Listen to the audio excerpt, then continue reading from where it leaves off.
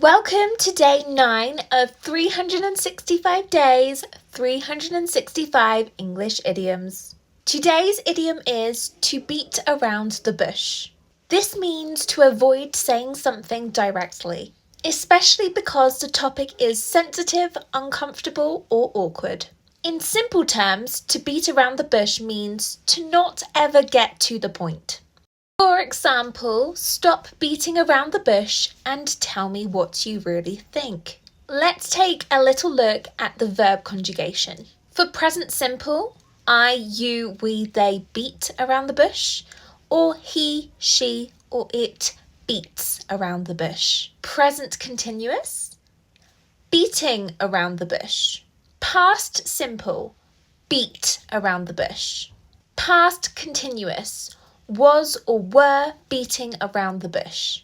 Present perfect, has or have beaten around the bush. And future, will beat around the bush. We also have the noun form, which is less common and informal, but I think it's still good to know. For the noun form, we say beating around the bush. For example, enough with the beating around the bush. Let's take a look at a few more sentences.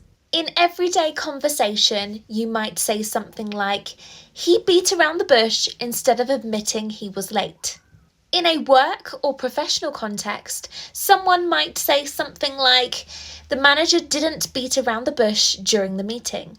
As a question, you might hear someone say, why are you beating around the bush? And an example in the negative form, she doesn't beat around the bush when giving feedback. And here are a few more common expressions and variations. Don't beat around the bush. Stop beating around the bush. No need to beat around the bush. And a more informal one, quit beating around the bush. And there you have it, that's day 9 of 365 English idioms. Don't forget to subscribe or follow for more.